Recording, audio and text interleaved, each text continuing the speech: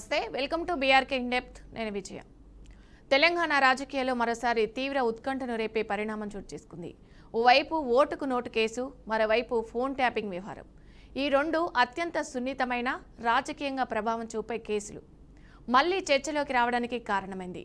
Central zone పరిధిలోని నేర పరిశోధన విభాగానికి చెందిన డిజిటల్ ఎవిడెన్స్ ల్యాబ్లో జరిగిన అగ్ని ప్రమాదం సాధారణంగా ఇది ఒక ప్రమాదంగా భావించాల్సిన ఘటన అయినప్పటికీ జరిగిన స్థలం, అక్కడ ఉండే డేటా స్వభావం, సమయ పరిస్థితులు కలిసి ఈ అగ్ని ప్రమాదాన్ని రాజకీయంగా అత్యంత సున్నితమైన అంశంగా మార్చేశాయి. ఇక మాజీ మంత్రి కేటీఆర్ చేసిన సంచలన ట్వీట్ ఈ వ్యవహారానికి రాజకీయ రంగు మరింతగా అద్దింది. ఇక ఈ అగ్ని ప్రమాదం కాంగ్రెస్ ప్రభుత్వం పుట్టించిన తప్పుడు ఆధారాలను కప్పిపుచ్చే ప్రత్యామ్నాయమేనని అనుమానాన్ని ఆయన బహిరంగంగా వ్యక్తం చేయడంతో ఈ ఘటన రాష్ట్ర వ్యాప్తంగా చర్చకు కేంద్ర బిందువుగా మారింది. ఇక ఈ నేపథ్యంలో పోలీసులు అధికారిక వివరణను ఉల్లంఘిస్తే సెంట్రల్ జోన్ డీసీపీ శిల్పవల్లి ఘటనపై స్పష్టమైన వివరాలు వెల్లడించారు. ఇది నేర పరిశోధనకు సంబంధించిన డిజిటల్ ఎవిడెన్స్ను పర్యవేక్షించే కేంద్రమని, రాష్ట్ర వ్యాప్తంగా వివిధ కేసులకు సంబంధించిన ఆడియో, వీడియో, కాల్ డేటా, ఇతర డిజిటల్ ఆధారాలు ఇక్కడికి వచ్చి ఫోరెనిక్స్ పరీక్షలకు లోనవుతాయని ఆమె తెలిపారు.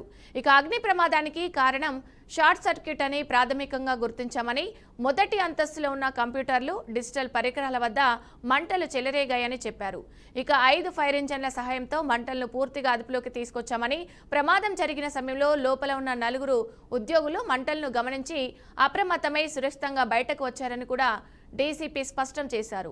ఇక ఈ వివరాలతో ప్రాణ నష్టం జరగకపోవడం ఊరట కలిగించే అంశంగా మారింది. కానీ ఇక్కడే అసలు కీలకమైన అంశం మొదలవుతుంది. ఏ ఫైల్స్ దెబ్బతిన్నాయో ఇంకా స్పష్టత లేదు అనే డీసీపీ వ్యాఖ్య ఇప్పుడు మొత్తం రాజకీయ చర్చకు కారణంగా మారింది. ఎందుకంటే డిజిటల్ ఎవిడెన్స్ ల్యాబ్ అంటే సాధారణంగా కార్యాలయం కాదు. అక్కడ వాయిస్ రికార్డింగ్లు, call data, audio, video files, అలాగే ఫోరెనిక్స్ కాపీలు, కోర్టుకు సమర్పించాల్సిన డిజిటల్ ఆధారాలు ఉంటాయి. ఇక ఈ నేపథ్యంలో సహజంగానే ఓటుకు నోటు కేసుకు సంబంధించిన వాయిస్ రికార్డింగ్లు, ఫోన్ ట్యాపింగ్ కేసుకు సంబంధించిన డిజిటల్ డేటా అక్కడ ఉండే అవకాశం ఉంది.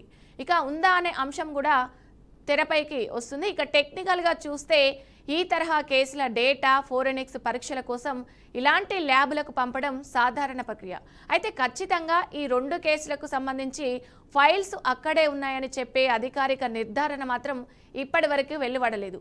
ఇక్కడే ఫ్యాక్ట్కు అనుమానానికి మధ్య ఒక పెద్ద ఖాళీ ఏర్పడింది.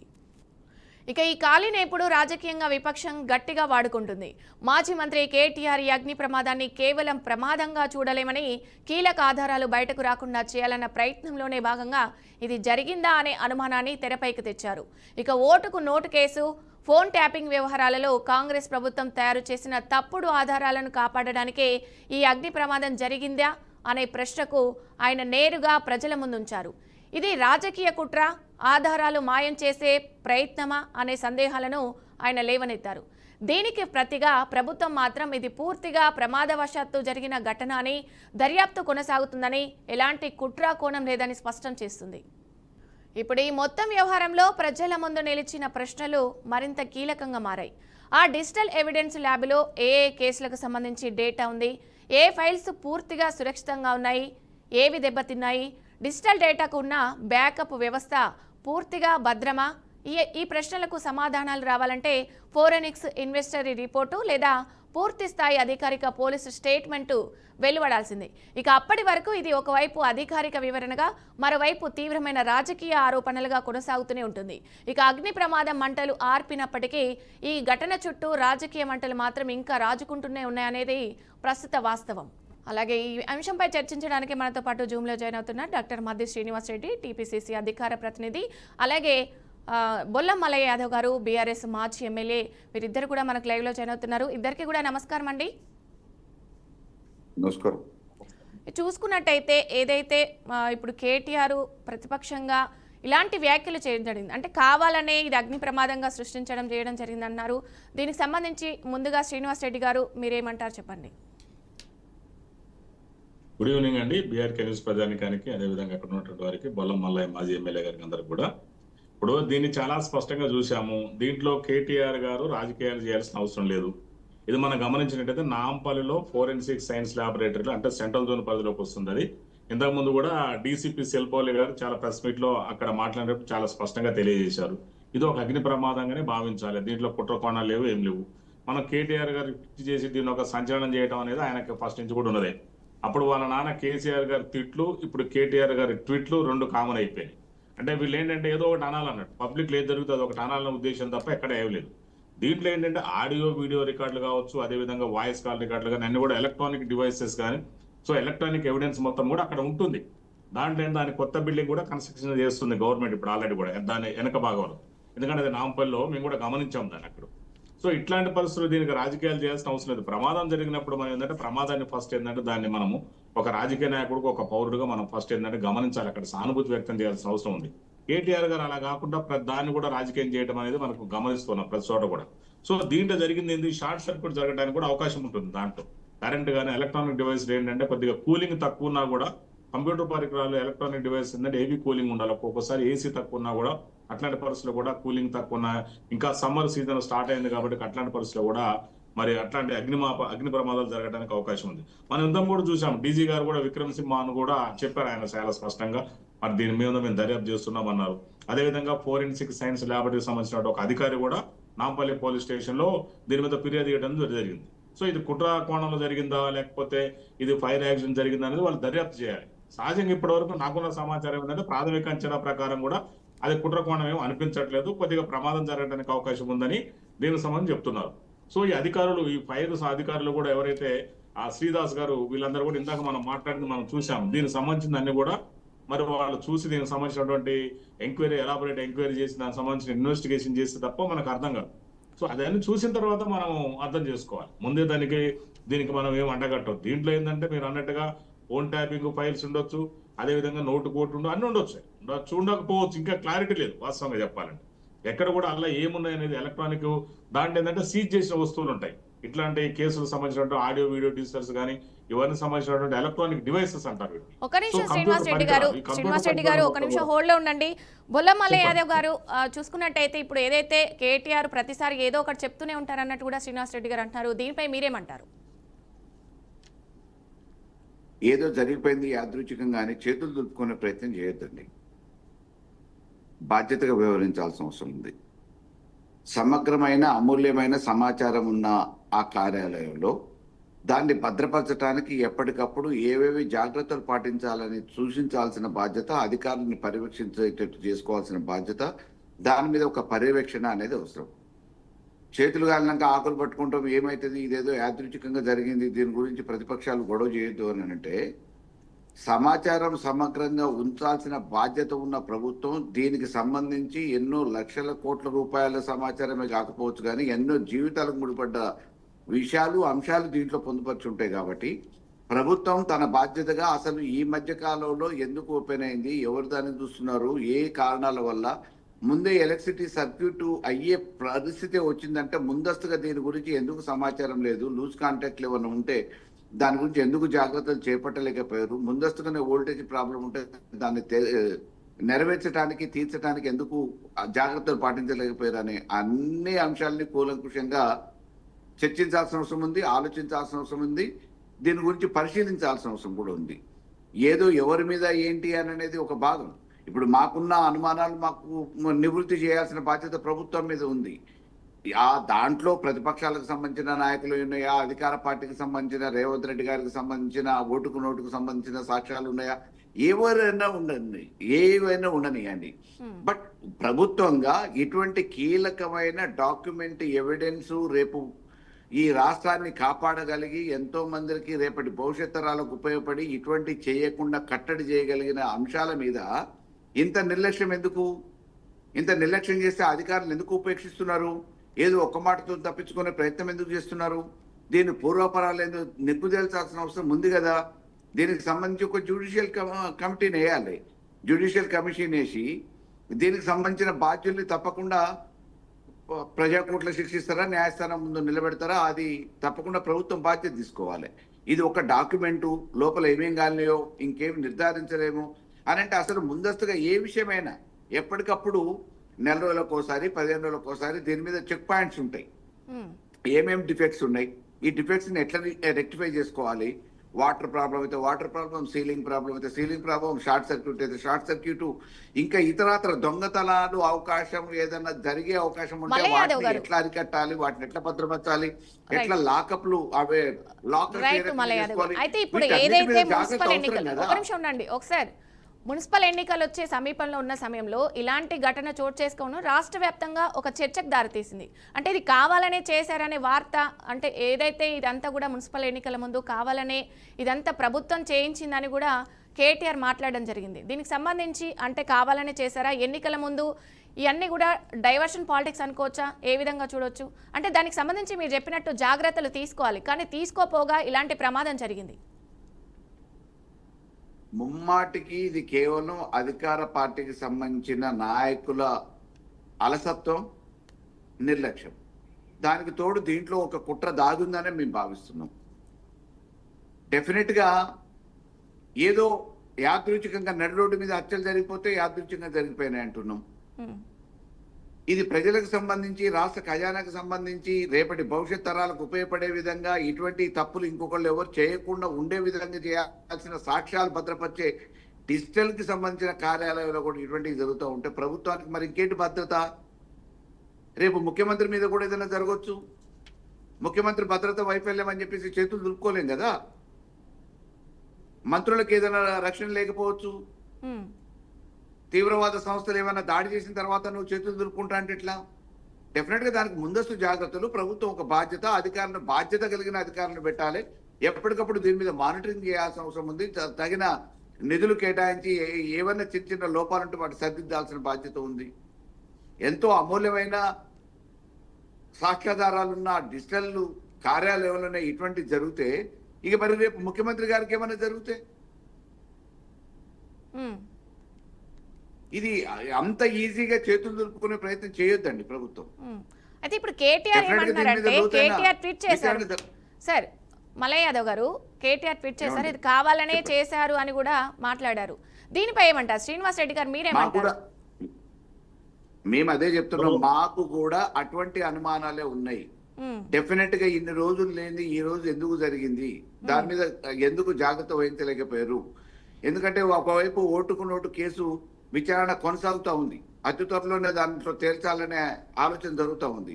మరి బాధ్యతాయుతమైన స్థానంలో ఉన్న ముఖ్యమంత్రి గారే దాంట్లో నిందితులు, ఇప్పుడు బెయిల్ మీద ఉన్నారు. కాబట్టి ఏదైనా మేము అనుమానించడానికి అవకాశం ఉంది. అనుమానించే దాన్ని నివృత్తి చేయాల్సిన బాధ్యత ఇప్పుడు ప్రభుత్వం మీద ఉంది. రైట్, ఒక నిమిషం హోల్డ్లో ఉండండి సార్. మల్లయ్య యాదవ్ గారు ఒక నిమిషం హోల్డ్లో ఉండండి. శ్రీనివాస్ రెడ్డి గారు, ఏదైతే ఓటుకు నోటు కేసు ఉందో దానికి సంబంధించి ఎవిడెన్స్ ఉన్నాయి, ఫోన్ ట్యాపింగ్ సంబంధించి కూడా ఎవిడెన్స్ ఉన్నాయి, ఇవన్నీ పోవడానికే చేశారని కూడా చెప్తున్నారు. అండ్ అసలు ఏమేమి కాలిపోయినాయి, ఏమున్నాయని కూడా ఇప్పటి వరకు ఎలాంటి విచారణలో చెప్పలేదు. దీనికి సంబంధించి మీరేమంటారు? అంటే కేటీఆర్ కావాలనే చేశారు ఇదని కూడా అంటున్నారు. శ్రీనివాస్ రెడ్డి గారు మీరేమంటారు దీనిపై? ఇప్పుడు ఒకటి విజయ్ గారు మీరు గమనించండి, ఇప్పుడు మల్లయ్య గారు ఏమంటున్నారంటే ఇది నిర్లక్ష్యంలో జరిగింది అంటున్నారు. ఇది ఏంటంటే ఫైర్ యాక్సిడెంట్. యాక్సిడెంట్ అంటే ప్రమాదము, అనుకోకుండా జరిగే సంఘటననే ప్రమాదం అంటారు. అవి అగ్ని ప్రమాదాల, రోడ్డు ప్రమాదాల, ఎలాంటి భూకంపాలు ఏదైనా జరగవచ్చు. సో ఇక్కడ జరిగింది ఏంటంటే అగ్ని ప్రమాదం. సో ఎలక్ట్రానిక్ డివైసెస్ ఏంటంటే కంప్యూటర్ పరికరాలు చాలా సెన్సిటివ్గా ఉంటాయి. ఎంత సెన్సిటివ్గా ఉంటాయంటే ఇప్పుడు ఉదాహరణకి ఈ ఫోన్ మనం ఎక్కువసేపు వాడితే హీట్ అవుతుంది. హీట్ అయి పేలిపోయిన ఫోన్లు చాలా పేలిపోయినా కూడా మనం చాలా సందర్భాలు చూసాం. దీనికి కుట్రలకు తంత్రాలు ఏముంటాయి? ఇక్కడ రేవంత్ రెడ్డి గారికి ఓటుకు నోటుకి సంబంధించినటువంటి ఎలక్ట్రానిక్ డివైసెస్ కానీ, రికార్డెడ్ ఎవిడెన్స్లు కానీ అల్లా ఉన్నట్టు ఇంతవరకు నాకైతే సమాచారం ఎక్కడ రాలే. విజయ్ గారు, మీకు ఏమైనా వచ్చింది ఆ సమాచారం ఉన్నదని? అక్కడ ఓటుకు నేటుకు సంబంధించినట్టు ఫైల్ ఉన్నాయనో, లేకపోతే మరి ఫోన్ ట్యాపింగ్ సంబంధించినట్టు ఫైల్స్ ఉన్నాయనో కూడా ఎంతవరకు అయితే ఎక్కడ నాకైతే రాలే ఆ సమాచారం.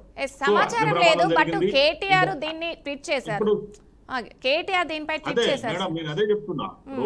సెంట్రల్ డీసీపీ సెల్పోలే గారు చాలా స్పష్టంగా చెప్పారు, మేము ఇంకా ఎంక్వైరీ చేస్తున్నాము, త్వరగా ఎంక్వైరీ జరగాలి. ఇప్పుడు ఫస్ట్ ఫ్లోర్ లో G+2 ఫ్లోర్స్ ఉన్నాయి, దాంట్లో ఫస్ట్ ఫ్లోర్ లో జరిగింది. అక్కడ ఎలక్ట్రానిక్ డివైసెస్ ఉన్నాయి, అన్ని రకాల పరికరాలు ఉన్నాయి. DP మాన్ సింగ్ గారు కూడా చెప్పారు కదా, డీజీ పోలీస్ ఆ శ్రీదాస్ గారు కూడా చెప్పారు, దానికి సంబంధించిన డిస్ట్రిక్ట్ ఫైర్ ఆఫీసర్ కూడా చెప్పారు. వాళ్ళు ఏమంటున్నారంటే పరికరాలు ఉన్నాయి తప్ప ఏ పరికరాలు ఉన్నాయి ఇంతవరకు క్లారిటీ లేదు వాళ్ళకి కూడా. ఎందుకంటే పరికరాలు అంటే కంప్యూటర్, మనకి బయట బోర్డు తలిగారు కదా, దీంట్లో ఈ రికార్డులు ఉన్నాయి, దాంట్లో ఈ రికార్డులు ఉన్నాయి తలిగారు కదా, మనకు తెలియదు. కాబట్టి ఏ పరికరాలు ఏంటంటే ఇంకా పోలీసు వాళ్ళు కానీ దానికి సంబంధించినటువంటి వాళ్ళు ఇంకా ఎంక్వైరీ చేసి ఇన్వెస్టిగేషన్ తరోగా చేసినప్పుడు మాత్రమే బయట తెలుస్తాయి ఇక్కడ. కేటీఆర్ గారు ఏంటంటే ఇప్పుడు జరుగుతున్నట్టు మున్సిపల్ ఎన్నికలకు ఈ రోజు జరిగిన ప్రమాదానికి ఎక్కడ సంబంధం లేదు. నేను రాష్ట్ర అధికార ప్రతినిధిగా చాలా స్పష్టంగా చెప్తున్నాను. ప్రమాదాలు అంటే అనుకోకుండా జరిగినాయి, దానికి ఏం సంబంధాలు ఉంటాయి దీనికి? ఇక్కడ మున్సిపల్ ఎన్నికలలో మేము 80% పైచిలకు మరి మున్సిపాలిటీలు కానీ కార్పొరేషన్ గెలుస్తాను గంటాపదం చెప్తున్నారు, మా సీఎం గారు చెప్తున్నారు, మా మహేష్ కుమార్ గౌడ్ గారు చెప్తున్నారు, నేను కూడా చెప్తున్నా. దీనికి నో డౌట్ ఇక్కడ ఇవాళ ఇవాళ కేవలం ఉనికి కాపాడుకోవడం కోసం కేటీఆర్ గారు చేస్తున్నటువంటి డైవర్ట్ పాలిటిక్స్ తప్ప ఇక్కడ ఎక్కడ లేదు. డైవర్ట్ పాలిటిక్స్ చేయాల్సిన అవసరం కాంగ్రెస్ పార్టీకి రేవంత్ రెడ్డి గారికి ఏం పట్టిందండి? ఇవాళ డిపాజిట్ కోల్పోతున్న భయంతో కేటీఆర్ గారు ఉన్నాయి లేని అవాకులు చావకులు బేలటం తప్ప దీనికి ఎలాంటి సంబంధం అనేది నేను చాలా స్పష్టంగా తెలియజేస్తున్నాను.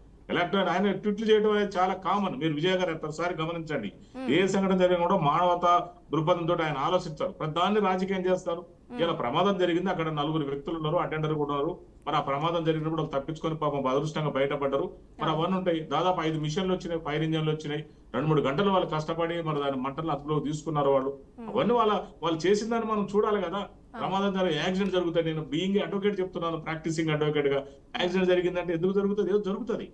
ఏదో జరిగిందంటే అయిపోయింది కదా, మనం ఏం చేయాలి, రెమెడీ ఏం చేయాలని ఆలోచించుకోవాలి. అయితే శ్రీనివాస్ రెడ్డి గారు, రాజకీయంగా విపక్షం గట్టిగా వాడుకుంటుందని మాజీ మంత్రి కేటీఆర్ పై, ఇది సాధారణంగా అగ్ని ప్రమాదం అయితే కాదు అని కూడా కేటీఆర్ గట్టిగా చెప్తున్నారు దీనిపై. అంటే ఇప్పుడు కాంగ్రెస్ ఏదైతే ప్రధాన అధికార పార్టీ అగ్ని ప్రమాదం ఇప్పుడు ఒక్కటండి విజయ్ గారు, ఒక్కటి ఇది అగ్ని ప్రమాదమే. ఒకవేళ కాదు అని అనుకుంటే పోలీసు వాళ్ళు ఇన్వెస్టిగేషన్ చేస్తారు కదా. నాంపల్లి పోలీసు వాళ్ళకి ఆల్రెడీ కంప్లైంట్ కూడా ఇచ్చారు. FSL వాళ్ళు, ఫోరెన్సిక్ సైన్స్ ల్యాబొరేటరీ వాళ్ళు కంప్లైంట్ కూడా ఇచ్చారు. దానికి సంబంధించిన ఇన్వెస్టిగేషన్ జరుగుతుంది. అది వచ్చిందాక మనకు ఓపిక పట్టకుండా ఎట్లా? దాంట్లో ఫోన్ ట్యాపింగ్ కేసులు ఉన్నాయి, లేకపోతే ఓటుకు నోటు రికార్డులు ఉన్నాయి. ఎవరు చెప్పారు మనకు? ఎవరు చెప్పలేదు కదా. మీకు తెలుసా మేడం? నల్లునే నాకైతే రిపోర్ట్ ఎక్కడా లేదు. మనం అనుకోవటమే, మీడియాలో సోషల్ మీడియా అనుకోవడం తప్ప అలా ఏమన్నా ఎవరికి క్లారిటీ లేదు. నిజంగా అలా ఉండొచ్చు, మేబీ వచ్చాను అంతే కదా. ఇప్పుడు పోలీసు వాళ్ళు శిల్పవల్లి గారు చెప్పలేదు, మరి ఫైర్ ఆఫీసర్ శ్రీదాస్ గారు చెప్పలేదు, మరి శ్రీమాన్ సింగ్ గారు డీజీ, వాళ్ళు ఫైర్ డిపార్ట్మెంట్ డీజీ గారు శ్రీమాన్ సింగ్ గారు ఎవరు చెప్పలేదు. దాంట్లో మనం ఎలా ఎక్స్పెక్ట్ చేస్తాము? అప్పుడు వాళ్ళు ప్రైమా పేసీగా అక్కడ ఏంటంటే జరిగిన సంఘటన వాళ్ళు ఏదైతే కంప్లైంట్ ఇచ్చారో ఆ కంప్లైంట్ రిసీవ్ చేసుకున్నారో ఆ కంప్లైంట్ మీద ఇన్వెస్టిగేషన్ జరగాలి. జరిగిన తర్వాత కానీ చెప్పగలుగుతాము. ఒక్కోసారి డూప్లికేట్ ఉండొచ్చు, ఇంకొక చోట కూడా ఉండొచ్చు. దానికి సంబంధించిన రికార్డులు కూడా ఇప్పుడు ఎలక్ట్రానిక్ డిస్కులు కానీ అవన్నీ ఉన్నాయి. కొన్ని అయితే ధ్వంసంగా కాలిపోయినాయి, ధ్వంసం అయిపోయినాయి, పూర్తిగా కాలిపోయినాయి చెప్తున్నారు వాళ్ళు. ఏవి కాలిపోయినాయి దానికంటే క్లారిటీ లేదు. అవి ఏం కాలిపోయి తెలవాలంటే మరి అవన్నీ కూడా మనకు కొంత సమయం పడుతుంది. దానికి సంబంధించినటువంటి ఆఫీసర్లు చెప్పాలి తప్ప మనం చెప్పే సమస్య కాదు ఇక్కడ. ఎందుకంటే శ్రీనివాస్ రెడ్డి గారు, ఏదైతే మున్సిపల్ ఎన్నికల ముందు ఇలాంటిది జరగడము, కేటీఆర్ ట్వీట్ చేయడము ఒక విధంగా అధికార పార్టీ అయిన కాంగ్రెస్ కి ఒక మైనస్ గా తీసుకోవచ్చు అంటారా? ఇప్పుడు మీరు వచ్చే మున్సిపల్ ఎన్నికల్లో మీరు ఎలాంటి ఆశాభావం వ్యక్తం చేస్తున్నారంటే కాంగ్రెస్ పార్టీ ఎలా ముందుకెళ్లబోతుంది, ఎలాంటి హామీలు చూపించి ముందుకెళ్లబోతుంది అంటారు? మున్సిపల్ ఎన్నికల్లో మీ విజయం ఎలా ఉండబోతుంది అంటారు? ఇప్పుడు మేడం, ఇది చాలా స్పష్టంగా ఈ రోజు జరిగిన అగ్ని ప్రమాదానికి ఇది మానవ తప్పిదాల వల్ల జరిగింది అయితే కాదు, ఇది ప్రమాదం వల్ల జరిగింది నేను అనుకోవటం ప్రైమా పేసీగా ప్రాథమికంగా. సో దీనికి రాజకీయానికి ఎలాంటి సంబంధం లేదు. కేటీఆర్ గెలిచిన ట్వీట్కి ఎలాంటి సంబంధం లేదు. నేను నాగార్జున సాగర్ మున్సిపాలిటీకి ఇన్ఛార్జి ఉన్న కాంగ్రెస్ పార్టీ రాష్ట్ర అధికార ప్రతినిధిగా నేను ఇక్కడే ఉండి చూస్తున్నాను. ఎక్కడ కూడా దీనికి సంబంధించినటువంటి ఎక్కడ కూడా మరి మాకు పర్ఫెక్ట్ గా ఇక్కడ మాది మున్సిపాలిటీ చూసుకున్నట్టయితే నాగార్జున సాగర్ లో మొత్తం 12 డివిజన్లు ఉన్నాయి. 12 డివిజన్లకు 12 డివిజన్లు 100% మేము ఇక్కడ గంటాపదంగా గెలవడానికి అవకాశం ఉంది ఇక్కడ. ఇదే విధంగా రాష్ట్రంలో 116 మున్సిపాలిటీలు కావచ్చు, మరి అదే విధంగా 7 కార్పొరేషన్లు కూడా దాదాపు ఒక 80% అబోవ్ కూడా మేము గెలుస్తామని చాలా స్పష్టంగా తెలియజేస్తున్నాం. దీన్ని కాపాడుకోవడం కోసం కేటీఆర్ గారు డైవర్స్ పాలిటిక్స్ చేస్తున్నారు తప్ప వేరే ఏం లేదు. ఆయనకి ఎక్కడ కూడా అవకాశం లేదు. ఇవాళ ఇంట్లోనే కుంపటి వచ్చింది, ఇంట్లో కుంపటి లాగా అయిపోయింది. సో కవిత గారిని ఆయన అదుపులు చేయలేకపోతున్నారు. కవిత గారు వేరు కుంపడ పెట్టారు, హరీష్ రావు గారు వేరు కుంపడ పెట్టారు. సో కేసీఆర్ గారు ఇంట్లో నుంచి వెళ్ళట్లేదు పెద్ద ఆయన. సో కేటీఆర్ గారు ఒక్కడే బట్టన్ వేసుకొని తిరుగుతున్నారు. తిరగడానికి ఆయనకి ఏమి కార్యకర్త నిల్చోట్లేదు కదండి. కొన్ని చోట్ల వార్డు మెంబర్లే లేరు కదా, నిల్చోడానికి అభ్యర్థులు కూడా లేని పరిస్థితి కదా వాళ్ళు. ఇవాళ ఎక్కడ ఉన్నారు మీరు రియల్ గా ఒకసారి గమనించండి మీరు మేడం. ఒక్కసారి నిజంగా మనం చర్చిద్దాం, మల్లయ్య గారిని కూడా అడుగుదాం. ఎందుకంటే ఇక్కడ మా ఖమ్మం జిల్లా ఉంది, మా దేదులాపురం మున్సిపాలిటీ, ఇక్కడ అభ్యర్థులే లేరు బీఆర్ఎస్ కొన్ని చోట్ల అయితే. వార్డులో కూడా నిల్చోబెట్టలేదు. ఖమ్మంలో ఉన్నటువంటి 5-6 మున్సిపాలిటీలు ఉమ్మడి జిల్లా ఉన్నట్టు ఎక్కడ అభ్యర్థులు లేని పరిస్థితి ఉంది.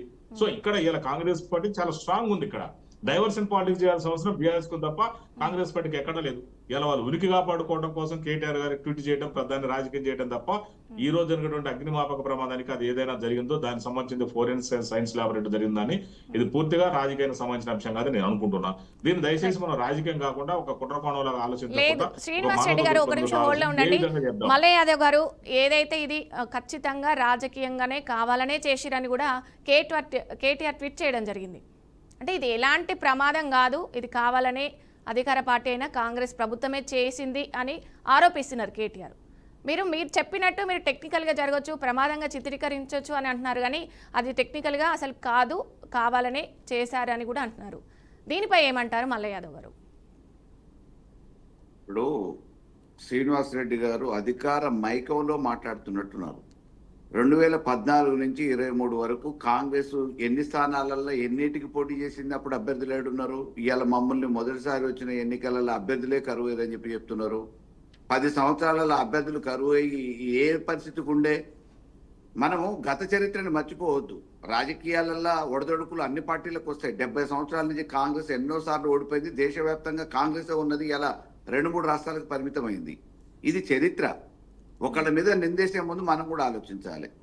రెండోది, మీరు మామూలుగా అంత ఈజీగా ఏ ప్రమాదానికైనా, ఇవాళ ఆర్టీసీ బస్సు ప్రమాదం జరిగినా, స్కూల్ బస్సు ప్రమాదం జరిగినా, ఎక్కడో ఒక దగ్గర చిన్న వైఫల్యం, నిర్లక్ష్యం వల్లనే ఆ ప్రమాదం జరుగుతుంది. ఆ జరిగిన ప్రమాదం ఒకళ్ళ నిర్లక్ష్యం వల్లనే తప్ప దాన్ని అరికట్టే అవకాశం ఉంటే అరికడితే ఆ ప్రమాదాన్ని నివారించడానికి అవకాశం ఉంటుంది. బీయింగ్ అన్ అడ్వకేట్, ఇవాళ మామూలుగా కోర్టులో వాదించినట్టే మనం డిబేట్లో కూడా వాదించుకుంటే మంచిగా ఉండదు. ఎక్కడైనా ఏ ప్రమాదం జరిగినా అది దురదృష్టవశాత్తు జరగవచ్చు, కానీ ఆ ప్రమాదానికి ఒక నిర్లక్ష్యమో ఒక వైఫల్యమో కారణమై ఉంటుంది. దాన్ని సరిదిద్దుకోగలిగినప్పుడు, ముందస్తు జాగ్రత్తగా దాన్ని సరిదిద్దుకోగలిగినప్పుడు ఆ ప్రమాదానికి అవకాశం ఉండదు డెఫినెట్ గా. సో అత్యంత కీలకమైన సాక్ష్యాధారాలున్నా, అలా ఓటుకు నోటుతుందా, ఫోన్ ట్యాపింగ్ ఉందా, ఏముందనేది ఇమ్మెటీరియల్. అదే సార్, మీరు మాట్లాడినట్టు కేటీఆర్ గారు మాట్లాడట్లేదు కదా. మీరు చెప్పినంత జెన్యూన్ గా కేటీఆర్ గారు మాట్లాడట్లేదు, రాజకీయంగా కావాలనే చేశారు అని అంటారు. ఎందుకంటే ఈ రోజు ఇప్పటికిప్పుడు అత్యంత హై సెక్యూరిటీ కలిగియాల్సిన అటువంటి డాక్యుమెంటరీ ఎవిడెన్స్ ఉన్న కార్యాలయం తగలబడ్డదంటే డెఫినెట్ గా వాళ్ళకి రేపటి భవిష్యత్తులో ఇబ్బంది కలగబోయే ఆ కేసులకు సంబంధించిన వివరాలని ధ్వంసం చేయడానికి మాత్రమే ఇది చేసిన పన్నాగంగా మేము ఇప్పుడు పరిగణిస్తున్నాం. మాకు అనుమానాలు ఉన్నాయి. అది పోలీసులు ఉన్నారు సార్, పోలీసులు ఉన్నారు, విచారణ కమిటీ ఉంటది, దానికి అంతే కూడా ఏదైతే ఏం జరిగింది అనేది ఈ రాష్ట్రంలో శాంతి భద్రతలు కాపాడటానికి పోలీసులు లేరా అండి? నడిబజార్లో హత్యలు జరుగుతున్నాయి. శాంతి భద్రతలు కాపాడటానికి పోలీసు యంత్రాంగం ఉంది కదా, పారామిలిటరీలు ఉన్నాయి కదా, పోలీసు బలగాలు ఉన్నాయి కదా. నడి రోడ్డు మీద రక్షణ లేకుండా అయిపోయింది కదా సామాన్యుని. ప్రభుత్వాలు ఉన్నాయి, చట్టాలు ఉన్నాయి, న్యాయం ఉంది, న్యాయస్థానాలు ఉన్నాయి, పోలీసు యంత్రాంగం ఉంది. కానీ నడి రోడ్డు మీద హత్యలు జరుగుతూ ఉన్నాయి, అత్యాచారాలు జరుగుతూ ఉన్నాయి. వీటి గురించి ఎవరు బాధ్యత వహిస్తున్నారు? ప్రభుత్వంగా దాని మీద ఏంటి పర్యవేక్షణ, ఏది దాని మీద పునఃపరిశీలన ఏది? ఫైనల్ గా ఏం చెప్తారు అంటే, ఇప్పుడు కేటీఆర్ ట్వీట్ పై అసలు దీన్ని రాజకీయంగా చూడొచ్చు అంటారా, లేదంటే ఇది ఒక మామూలుగా కావాలనే ప్రమాదంగా జరిగిందని చూడొచ్చు అంటారా? ఏం చెప్తారు మీ ఇద్దరు? అంటే లాస్ట్ మనకు టైం లేదు కాబట్టి రాజకీయ కుట్ర ముమ్మాటికి దాగుంది. స్వతహాగా ముఖ్యమంత్రి గారే ఒక కేసులో నిందితుడు కాబట్టి వారు భవిష్యత్తులో ప్రమాదాన్ని నివారించుకోవడానికి అటువంటి దాన్ని బయటపడటం కోసం చేసిన ఒక పన్నాగం, కుట్రలో భాగమే ఇది అని చెప్పేసి మేము చెప్తా ఉన్నాం. రైట్. శ్రీనివాస్ రెడ్డి గారు మీరేమంటారు? ఒకటే మేడం, దీనికి నేను రాష్ట్ర అధికార ప్రతినిధిగా ఈ ప్రమాదానికి కాంగ్రెస్ పార్టీకి, అది ప్రభుత్వానికి ఏ సంబంధం లేదు. దీని మీద శిల్పావల్లి గారు కూడా చాలా స్పష్టంగా మాట్లాడారు. ఆమె తర్వాత ఇన్వెస్టిగేషన్ చేస్తామని చెప్పారు. ఇన్వెస్టిగేషన్ ముందు కూడా మనం ఏది మాట్లాడినా తప్పే అవుతుంది. ఇంకోటి మల్లయ్య గారు ఏమన్నంటే, అధికార దాహం కాంగ్రెస్ పార్టీకి ఎప్పుడు లేదు, అధికారంలో కళ్ళు మూసుకునే పరిస్థితిలో కాంగ్రెస్ ఎప్పుడు లేదు. ఎందుకంటే కాంగ్రెస్ కి అధికారం కొత్త కాదు, జీవనది లాంటిది కాంగ్రెస్ పార్టీ. కాంగ్రెస్ పార్టీ పోయినా కూడా ఎక్కడో ఒక రాష్ట్రంలో పుడుతుంది. ఇవాళ బీఆర్ఎస్ పార్టీ చూసుకుంటే ప్రాంతీయ పార్టీ ఒకప్పుడు, ఇవాళ ఉప ప్రాంతీయ పార్టీ అయిపోయింది. ఉప ప్రాంతీయ పార్టీ కాస్త మరి వాళ్ళు ఏ స్థాయికి వచ్చిందో మనకు తెలిసి ఇలా పార్టీని కాపాడుకునే ప్రయత్నంలో మల్లయ్య గారు లాంటి పెద్ద మనుషులు కానీ, అదేవిధంగా కేటీఆర్ లాంటి వాళ్ళు ప్రయత్నిస్తున్నారు తప్ప ఏం లేదు ఇక్కడ. మరి మీరు గమనించండి స్పష్టంగా మేడం, ఇక్కడ గతంలో అసెంబ్లీ ఎన్నికలు చూసుకుంటే అక్కడ వచ్చినాయి తక్కువ సీట్లు వచ్చినాయి. ఆ తర్వాత పార్లమెంట్ కు వచ్చే వరకు ఉన్న 0 గుండు 0 వచ్చింది. ఇక మనం చూసినట్టయితే బై ఎలక్షన్ లో జూబ్లీహిల్స్ కానీ, మరి సికింద్రాబాద్ కంటోన్మెంట్ లో కానీ పార్టీ ఉన్న కాసిందా బొంద పెట్టారు, దింపుడు గాలం ఆశ లేకుండా చేశారు. ఇక స్థానిక సంస్థల సర్పంచ్ ఎన్నికల్లో దాదాపు 70% గెలిచాము. ఇప్పుడు మేము ఏమని చెప్తున్నాం అంటే 80% గెలుస్తామని చాలా స్పష్టంగా చెప్తున్నాం. ఇక్కడ మేము ఉత్తర తెలంగాణలో కూడా మాకు కాంగ్రెస్ పార్టీ బీజేపీ తప్ప బీఆర్ఎస్ కి ఎక్కడ లేదు. దక్షిణ తెలంగాణలో కేవలం నా మాత్రం పోటీస్తుంది తప్ప ఏం లేదు. రైట్. మీరు అన్నట్టు ఈ చర్చలో పాల్గొన్నందుకు, ఎలాంటి రాజకీయాలు మీ విలువైన సమయాన్ని ఇచ్చి చర్చలో పాల్గొన్నందుకు ఇద్దరికి కూడా ధన్యవాదాలు. థ్యాంక్ యూ సో మచ్ అండి. ఇది వాళ్ళ BRK the in depth. Keep watching BRK news తెలుగుడి సత్తా.